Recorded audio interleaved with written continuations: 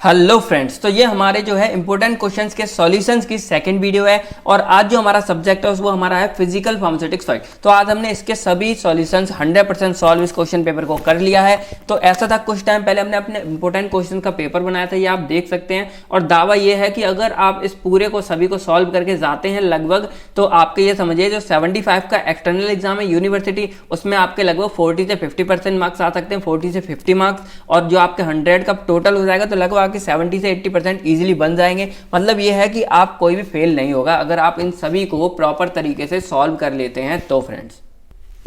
तो इसकी जो पहली वीडियो थी वो हमारी थी फार्मास्यूटिकल ऑर्गेनिक केमिस्ट्री सेकंड, तो उसमें हमने सारा अपना इंट्रो वगैरह बता दिया था क्या है कैसे है। तो आज हम डायरेक्टली जो है इसके सॉल्यूशंस को देखेंगे। तो ये हमारे जो है 2 मार्क्स के क्वेश्चंस हैं। तो सबसे पहले हम इसको देखेंगे और ये जो 2 मार्क्स के क्वेश्चंस है इसको आपको क्या करना है, साथ के साथ इसको या तो आप समझ लीजिए या नोट कर लीजिए या फिर आप इसके स्क्रीनशॉट खींच सकते हैं यहाँ से वीडियो को पुश करके बीच बीच में। ठीक है फ्रेंड्स, बाकी जो हमारे लॉन्ग क्वेश्चन हैं तो उनको वीडियो में कवर करना पॉसिबल नहीं था, बहुत ही ज्यादा लेंथी हो जाती, इसलिए उसकी जो है PDF हम आपको प्रोवाइड करा देंगे। ठीक है फ्रेंड, बाकी जो बात की जाए इनके सॉल्यूशन की, अगर कोई कंफ्यूजन आपको होता है किसी भी क्वेश्चंस में तो आप क्या कर सकते हैं, कमेंट कर सकते हैं हमको वो। बाकी हमने हर एक टॉपिक को जो है कवर कर रखा अपनी सारी वीडियोस में, क्योंकि हमारा जो है सिलेबस कंप्लीट है फिजिकल फार्मास्यूटिक्स फर्स्ट का। तो इसकी मैं लिंक डिस्क्रिप्शन में डालूंगा जिसमें हमारी जो कंप्लीटली प्लेलिस्ट होगी उसमें आप देख सकते हैं सारे के सारे आपको टॉपिक यूनिट वाइज आपको मिल जाएंगे। तो चलिए सबसे पहले हम समझते हैं अपने ये सारे क्वेश्चनों को। तो जैसे हमारा पहला है डिफाइन सॉल्वेशन।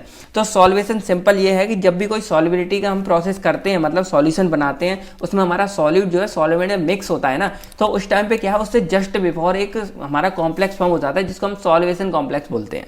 अब अगर ये सॉल्वेशन कॉम्प्लेक्स में जो हमारा ये सॉल्यूट पार्टिकल है ये अगर आयोनिक फॉर्म में हो, आयोनिक फॉर्म में मतलब जैसे एग्जांपल ले लिए NaCl है, तो ये हमारा क्या आयोनिक फॉर्म में Na पॉजिटिव Cl नेगेटिव, तो ये हमारा क्या कहलाता है एसोसिएशन। तो यहाँ पे आप देख सकते हैं सॉल्वेशन है और यही नीचे हमारा एसोसिएशन हो गया सिंपल, कि अगर जो हमारा कंपाउंड है वो हमारा आयोनिक फॉर्म में हो तो।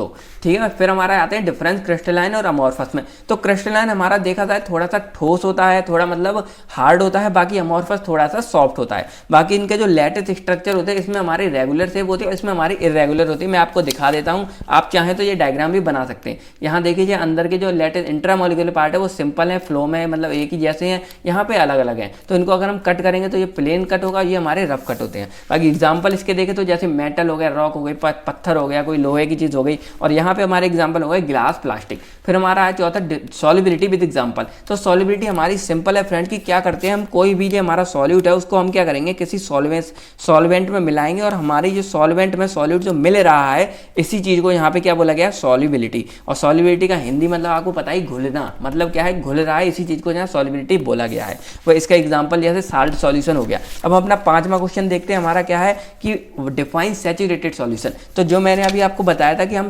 जो हमारा सॉल्यूट है उसको हम सॉल्वेंट में डिसॉल्व कर रहे हैं, तो हम मैक्सिमम कितना अमाउंट है सॉल्यूट का इसमें डिसॉल्व कर सकते हैं। जब हम मैक्सिमम अमाउंट डिसॉल्व कर देंगे मतलब ये हो जाएगा कि अब इसमें ये और ज़्यादा डिसॉल्व नहीं होगा, वो कंडीशन हमारी कहलाती है सैचुरेटेड सॉल्यूशन की। एग्जांपल है जैसे हमारी चीनी है उसको हमने दूध में मिक्स किया और मैक्सिमम अमाउंट में मिक्स कर दिया, मतलब ये है कि अब अगर हम उसमें और चीनी को डालेंगे तो वो उसमें ऐड नहीं होगी। 6वां क्वेश्चन हमारा है क्रिटिकल सॉल्यूशन टेम्परेचर। ये थोड़ा इंपॉर्टेंट क्वेश्चन है फ्रेंड्स। तो ये सिंपल हमारा इस था कि जो हमारे बाइनरी सॉल्यूशंस होते हैं फ्रेंड, बाइनरी सॉल्यूशन में आपको बता देता हूँ, मतलब वो सॉल्यूशन जिसमें हमारे 2 तरह के मिक्सचर होते हैं। तो उसमें क्या होता है, कई टाइम ये होता है जैसे मैं ये मान लूँ एक है ये हमारा ए फिनॉल और ये हमारा सॉरी राइटिंग के लिए ये हमारा है वाटर। तो अगर हम इन दोनों को मिक्स करेंगे तो क्या होगा, ये आपस में अच्छे से पूरी तरह मिक्स नहीं होंगे। इसमें क्या है, ये फिनॉल हो गया, ये वाटर, तो यहाँ बीच में क्या है एक लेयर रह जाएगी जो ये सेपरेट दिखाएगी कि ये दोनों आपस में मिक्स नहीं है। तो ये हमारे होते हैं बाइनरी सॉल्यूशन पार्शियली मिक्सेबल। फिर क्या करते हैं हम इसको क्या करते हैं, हीट प्रोवाइड करते हैं, इसको गर्म करते हैं। तो एक टेम्परेचर इसका इंक्रीज होगा, हीट प्रोवाइड करेंगे, टेम्परेचर इंक्रीज होगा, तो एक ऐसा टेम्परेचर आएगा जब क्या होगा, ये हीट हो गई, ये दोनों आपस में मिक्स हो जाएंगे और ये लेयर हमारी क्या हो जाएगी, गायब हो जाएगी और हमारे ये दोनों सॉल्यूशन मिल जाएंगे, होमोजीनियस मिक्सचर बन जाएगा। तो यही टेम्परेचर जिस पे हमारी ये लेयर गायब होकर हमारा होमोजेनियस मिक्सचर बन जाता है, ये हमारा कहलाता है क्रिटिकल सॉल्यूशन टेम्परेचर। अब इसका एग्जांपल है फिनॉल प्लस वाटर जो मैंने अभी बताया, इसका CST जो मतलब क्रिटिकल टेम्परेचर होता है वो होता है 66.8 डिग्री सेल्सियस, मतलब इतने डिग्री पे ये दोनों लेयर हमारी ये लेयर खत्म हो गई, दोनों आपस में मिक्स हो जाएंगे। एप्लीकेशन देखें तो यही है फ्रेंड्स कि ये हमें मतलब बताता है किसी भी सॉल्यूशन में सॉल्युबिलिटी, मतलब ये अगर हम इसमें सॉल्यूट अपना डाल देंगे तो वो इसमें कितना डिजॉल्व है, इतना कितना डिजॉल्व है, इस चीज़ को हम इससे पता कर सकते हैं। बाकी इससे हमें एक दूसरे की सॉल्वेंट की वो पता लगेगी कौन कितना सॉल्यूबल है, कौन एक दूसरे में कितना सॉल्यूबल है, यही सारी इसकी एप्लीकेशन है। ये आप देख लेना फ्रेंड्स, मैं दिखा देता हूँ, यहाँ से आप इसका खींच सकते हैं स्क्रीनशॉट, और ये हमारा है इस तरह से, ठीक है फ्रेंड। अब हमारा है आइडियल सॉल्युबल पैरामीटर, क्या चीज़ है ये, तो ये है कि जब भी हम कोई सॉल्यूशन बनाते हैं फ्रेंड, तो उसमें क्या होता है, एक सॉल्यूट को हम क्या डालते हैं, किसी सॉल्यूशन के अंदर डालते हैं। तो ये सॉल्यूशन हमारा मोस्टली देखा जाए किस में, तो लिक्विड होता है ना। तो ये लिक्विड कितना लायक है सॉल्वेंट बनने के, यानी कि ये लिक्विड सॉल्वेंट बनने के कितने काबिल है, इसकी एबिलिटी क्या है, इस चीज़ को हम इस फॉर्मूले से पता करते हैं, जिसको हम कहते हैं आइडियल सॉल्युबिलिटी पैरामीटर। इसका आप देख सकते हैं S = डेल्टा H - RT/V। तो जैसे यहाँ पे सॉल्युबिलिटी S है, फिर V वॉल्यूम, ये एंथैल्पी, रिएक्टर कांस्टेंट, टेम्परेचर। मैं एक एग्जांपल से आपको समझाता हूं कि आप ये समझिए कि आप ना चीनी किसी में मतलब घोल रहे हैं, शुगर को आप ऐड कर रहे हैं, तो आप ये देखेंगे ठंडे पानी के मुकाबले गर्म पानी में वो चीनी ज़्यादा अच्छे से डिजॉल्व हो जाएगी। और ऐसा क्यों हो रहा है, क्योंकि आप यहाँ देखेंगे टेम्परेचर हमारा क्या है, डायरेक्टली है। तो टेम्परेचर जितना ज़्यादा होगा हमारी सॉल्युबिलिटी उतनी अच्छी होगी। तो जो हमारा गर्म पानी उसका टेम्परेचर ज़्यादा है, इसलिए उसमें सॉल्युबिलिटी अच्छी हो जाती है। अब हमारा है बाइनरी सॉल्यूशन, क्या है, तो सिंपल है फ्रेंड्स कि दो हमारे जो सॉल्वेंट के मिक्सचर को बाइनरी सॉल्यूशन कहते हैं, दो या दो से अधिक को। अब एग्जाम्पल देखिए, अल्कोहल वाटर है तो ये कंप्लीटली मिक्स होते हैं, फिनॉल वाटर है ये पार्शियली मिक्स है। फिर हमारा सॉल्युबिलिटी क्या है और सॉल्युबिलिटी एक्सप्रेशन क्या है, तो ये हमारी सिंपल वो चीज़ है कि हम कंसंट्रेशन को दिखाते हैं कि किसी एक पर्टिकुलर सॉल्यूट को उसको डिसॉल्व होने के लिए कितने हमारे सॉल्वेंट की जरूरत होती है। जैसे एग्जांपल मैं आपको बताऊं, ये हमारा एक सॉल्यूट का पार्टिकल है और ये हमारे क्या है, सॉल्वेंट के पार्टिकल है। अब आपको पता है सॉल्वेंट हमारा बेसिकली देखा जाए तो ज़्यादा होता है, सॉल्यूट हमारा कम होता है। तो इस एक हम पर्टिकुलर पार्ट को पकड़ें कि एक हमारा पर्टिकुलर पार्ट सॉल्यूट का है और ये कितने हमें सॉल्वेंट के पार्ट की है, इस चीज़ को यहाँ पे हम डिनोट करते हैं सॉल्युबिलिटी एक्सप्रेशन से।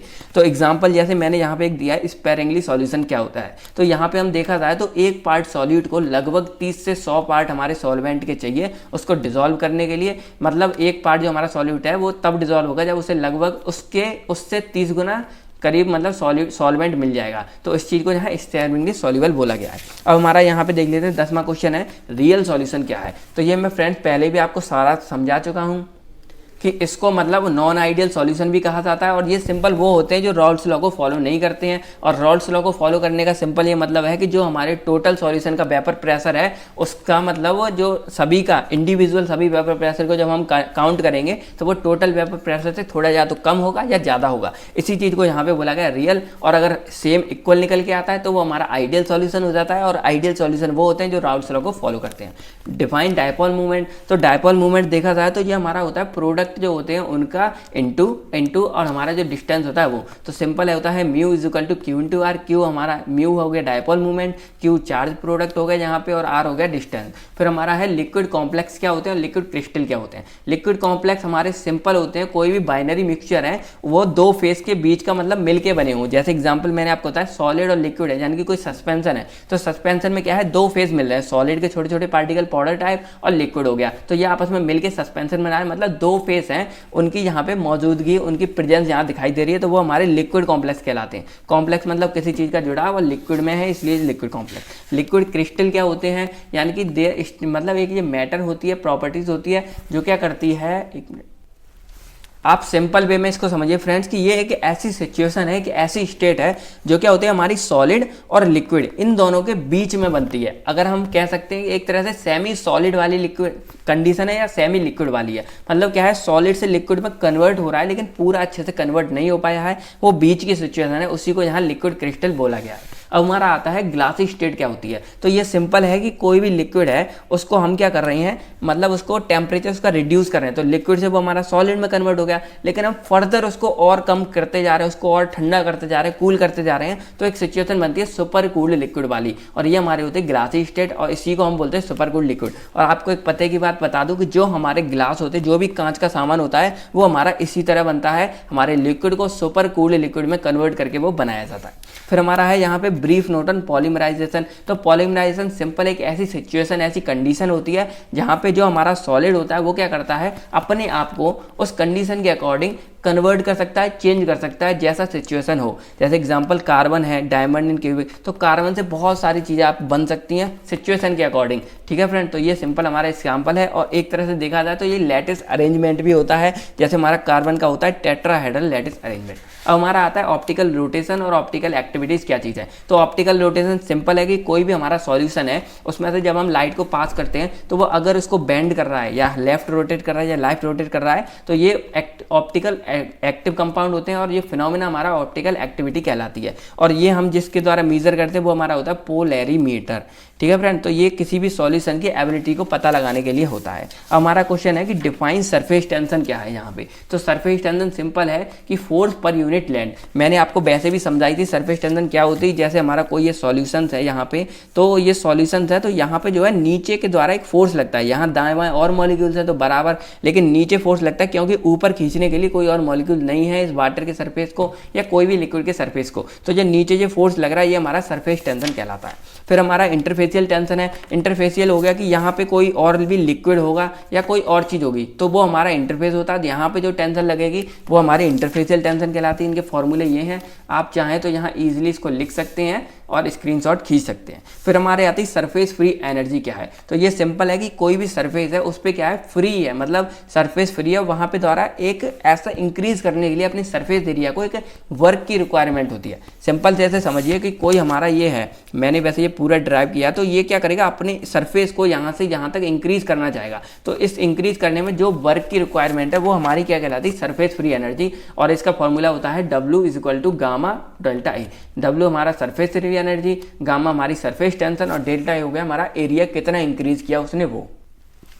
अब हम अपना समझते हैं कि व्हाट इज HLV स्केल। तो ये बहुत ज़्यादा इंपॉर्टेंट है फ्रेंड, ये मोस्टली पूछा जाता है, इस पर आपको अच्छे से ध्यान रखना है। इसकी फुल फॉर्म है हाइड्रोफिलिक लायोफिलिक बैलेंस स्केल होती है। और ये हमारा इस चीज़ को बताता है कि कोई सॉल्यूशन है वो हाइड्रोफिलिक है, मतलब ऑयल के नेचर का है कि वाटर के नेचर का है। हमारा लिक्विड इंटरफेस क्या है कि जो हमारा लिक्विड के साथ मिलकर कोई इंटरफेस बन रहा है वो हमारा लिक्विड इंटरफेस है। ये मैंने आपको बताया था, जैसे ये हमारे दो हैं सॉलिड, ये हमारा लिक्विड है और इसके साथ ये मिलकर बन रहा है तो ये सरफेस हमारा क्या है, लिक्विड इंटरफेस कहलाता है।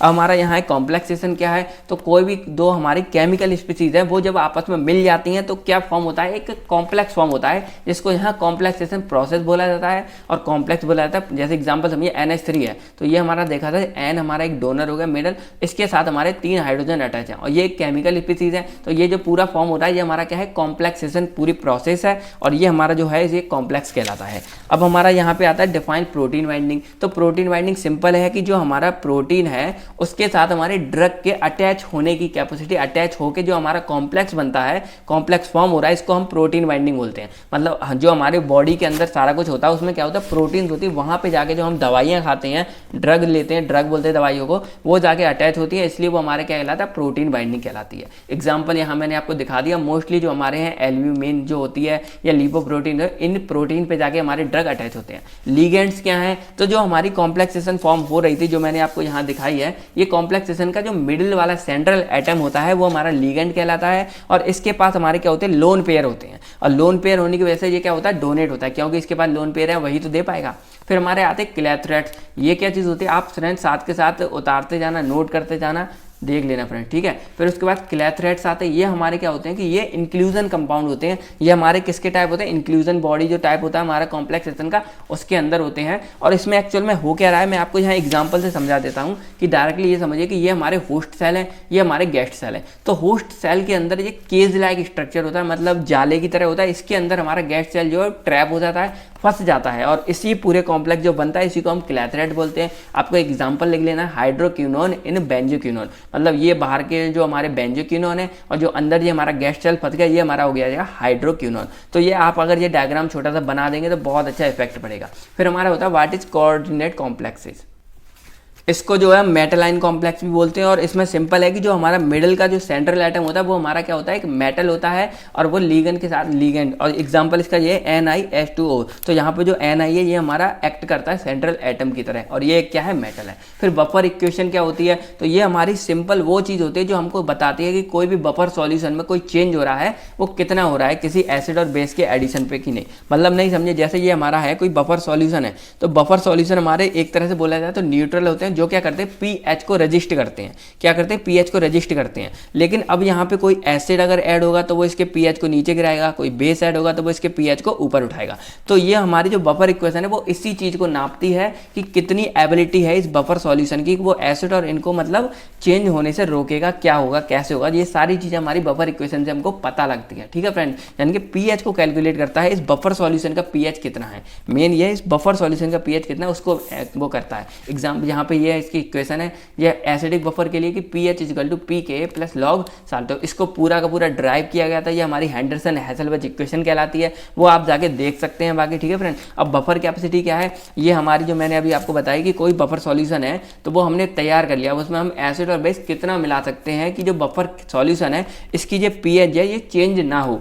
इस चीज को बफर कैपेसिटी मतलब ये है बफर सॉल्यूशन की क्षमता क्या है, बफर सॉल्यूशन कितना मतलब कितना सह सकता है, कितने एसिड और बेस को सह सकता है कि वो इसकी पीएच को चेंज ना होने दे, अपनी पीएच को, तभी तो वो किसी सॉल्यूशन की पीएच को बता पाएगी। अब हमारा यहाँ पे होता है कि डिफाइन सोरेनसन पीएच स्केल। तो ये फ्रेंड सिंपल वो स्केल था जो हमें पीएच स्केल था, जो हमें ये बताता था कि कोई सॉल्यूशन एसिडिक है, एसिडिटी उसकी क्या होगी कि वो बेसिक होगा नेचर में कि एसिडिक होगा। और इसको डिफाइन किया गया था कि pH define as negative logarithm of the hydrogen ion concentration, जैसे pH equal to minus log H positive. मतलब यहाँ हाइड्रोजन की कंसंट्रेशन पे इस चीज को यहाँ डिनोट किया जाता है। सिंपल होता है पीएच नंबर, यानी कि किसी में हमने डाला, डिप किया, देखा अगर वो 7 से नीचे है तो वो एसिडिक है, 7 से ऊपर है तो बेसिक है, और 7 है करेक्ट तो वो क्या है, न्यूट्रल है। फिर हमारी है right equation for basic buffer. तो ये हमारी इक्वेशन है बेसिक बफर की, ये नोट कर लीजिए आप। फिर बफर आइसोटोनिक सॉल्यूशन क्या होते हैं, तो ये हमारे सिंपल ऐसे सॉल्यूशंस होते हैं जो हमारी बॉडी के जो ऑस्मोटिक प्रेशर होते हैं उससे मेंटेन करके बनाए जाते हैं लगभग।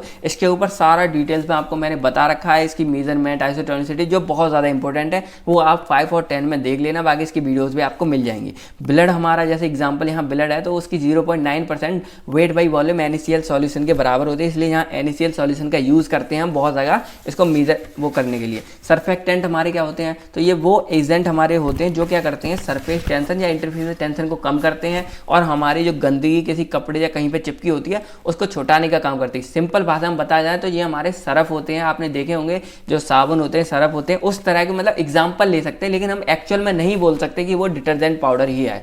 ठीक है फ्रेंड, तो केवल वो समझने के लिए होता है। आप ऐसा मत करना कि एग्जाम में आप सिर्फ लिख के आ रहे हो डिटर्जेंट पाउडर होता है, ऐसा नहीं होता। एग्जाम्पल जैसे मतलब ये क्लासीफाई मैंने किया तो क्लासीफाई होते हैं एनायनिक होते हैं, कैटायनिक होते हैं, एम्फोटेरिक होते हैं और नॉन आयनिक होते हैं। फिर राउट्स लॉ क्या होता है, तो राउट्स लॉ सिंपल फ्रेंड्स हमारा ये आप इक्वेशन है, इसी को यहाँ लिख दिया गया है कि जो हमारा वेपर प्रेशर सॉल्यूशन होता है वो किसके बराबर होता है, mole fraction of solvent upon vapour pressure of pure solvent. तो इसके ऊपर भी सारा कुछ है, आप यहाँ नोट कर लीजिए 2 मार्क्स के अकॉर्डिंग। बाकी इसके मैं ट्राई करूंगा एक अलग से वीडियो, बाकी हमारे ऑलरेडी इसमें प्रेजेंट है। यूटैक्टिक मिक्सचर क्या होता है कि ये वो मिक्सचर होता है कि जब कोई 2 हमारे सॉलिड के पार्टिकल्स हैं तो वो क्या करते हैं आपस में जैसे मिक्स हो जाते हैं तो उनका मेल्टिंग पॉइंट गिर जाता है और वो मेल्ट हो जाते हैं, और मेल्ट होकर क्या हो जाता है वो मतलब पिघल जाते हैं, उनका टेम्परेचर कम हो जाता है रूम टेम्परेचर पे। जैसे मैंने आपको बता देता हूँ अभी, जैसे आप ये देखिए फ्रेंड, ये हमारे 2 सॉल्यूशन है ए बी, तो ये क्या हुआ आपस में मेल्ट हो गए, सॉलिड मेल्ट इन लिक्विड और लिक्विड में ये कन्वर्ट हो जाते हैं। एग्जांपल मेंथोल, थाइमोल पाउडर, ये आप एग्जांपल भी याद रखना। फिर आती है बफर इक्वेशन हमारी वीक एसिड और उसके साल्ट के लिए, तो ये हमारा एसिडिक बफर हो जाते हैं, इसकी ये आप इक्वेशन है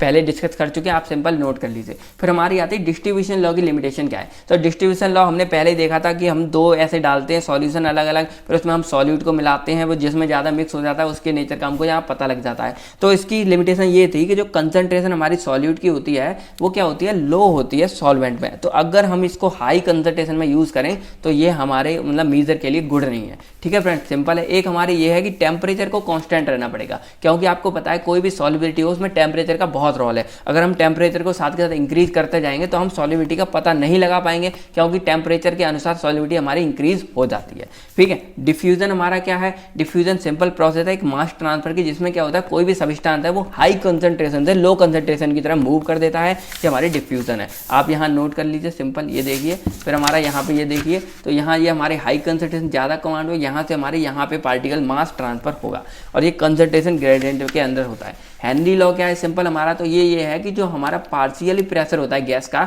वो हमारे डायरेक्टली प्रोपोर्शनल होता है कंसंट्रेशन ऑफ डिसॉल्व गैस। मतलब कोई भी हमारा सॉल्यूशन है उसमें कितनी ज़्यादा गैस डिसॉल्व हो सकती है वो इस चीज़ पे डिपेंड करता है कि जो हमारा गैस का जो पार्शियली प्रेशर है वो कितना है उस सॉल्यूशन में। ठीक है फ्रेंड, तो ये हमारा डायरेक्टली होता है। अब ये इसको ये हटा के यहाँ हमारा के एच लग जाता है, के एच हमारा है हेनरी कांस्टेंट, तो ये आप सिंपल यहाँ देख लीजिए। अब हमारा आता है चार्ल्स लॉ। चार्ल्स लॉ हमारा ये है कि जो हमारा टेम्परेचर और वॉल्यूम के साथ डायरेक्टली रिलेशनशिप क्या है, इस चीज़ को यहाँ चार्ल्स लॉ बोला गया है। और कांस्टेंट प्रेशर के अंदर ये होता है कि the volume of fixed amount of gas is directly proportional to at absolute temperature, मतलब जितना ज़्यादा हमारा टेम्परेचर बढ़ेगा कोई कंपाउंड का वॉल्यूम जितना ज़्यादा होगा टेम्परेचर हमारा उतना ज़्यादा होगा। ये आपस के मतलब डायरेक्टली प्रोपोर्शनल होते हैं। तो इसको आपको निकालना क्या होता है कि अगर इसमें से हमको कोई 3 वैल्यू पता लग जाती हैं, चौथी इसमें ऑटोमेटिक निकल आती है। ये इसका सिंपल सा फायदा होता है। अब हमारा यहाँ पे है, ये है लास्ट की right a short note partially miscible liquid. तो पार्शियली मिसिबल लिक्विड यहाँ पे हमको पता लगाना है, तो वही मैंने आपको पहले बताया था बाइनरी सॉल्यूशन के अंदर। एग्जाम्पल देख लीजिए, फिनॉल और वाटर हैं, ये आपस में ऐड होकर बीच में कंजुगेटेड लेयर बना देते हैं, अच्छे से डिसॉल्व नहीं होते। फिर हमारा what is crystalline structure of complex acid. तो ये हमारा एक क्वेश्चन सिंपल बन जाता है कभी कभी कि crystalline structure of any structure of ions molecules और atom that are held together in order और 3 डायमेंशनल अरेंजमेंट। मतलब कोई भी सब्सटेंस है उसका 3 डायमेंशनल अरेंजमेंट बताया गया है या वो किस ऑर्डर में हमारा अरेंज रहता है, इस चीज को यहाँ दिखाया गया है। एग्जाम्पल के लिए मैंने कोई बड़ा सा कॉम्प्लेक्स नहीं लिया वरना आप कंफ्यूज हो जाते हैं। सिंपल मैंने NaCl लिया है, तो NaCl का आप यहाँ देखेंगे 0, मतलब ये हमारे ये बड़े बड़े ये हमारे Cl नेगेटिव है और ये हमारे हैं, ये हमारे क्या है Na पॉजिटिव। तो आई होप आप लोग को ये सारा कुछ समझ आ गया होगा। अगर फिर भी आपको कोई भी कंफ्यूजन है तो आप हमसे पूछ सकते हैं कमेंट करके। बाकी बोला जाए 5 और 10 मार्क्स के क्वेश्चन तो इस वीडियो के नीचे आपको डिस्क्रिप्शन में फ्रेंड्स एक लिंक मिलेगी। उस लिंक पे आप जैसे ही ओपन करेंगे, आप उस लिंक पे आप ओपन करेंगे तो आपको एक PDF ओपन होगी और उस PDF के अंदर आपको सभी लॉन्ग वाले क्वेश्चन मिल जाएंगे। लेकिन जो हमारे 2 मार्क्स के क्वेश्चन है वो आपको इसी वीडियो के अंदर देखने पड़ेंगे फ्रेंड्स। बाकी मिलते हैं आपसे बहुत जल्द नेक्स्ट वीडियो में, तब तक के लिए friends thank you, take care and all the best for your exams.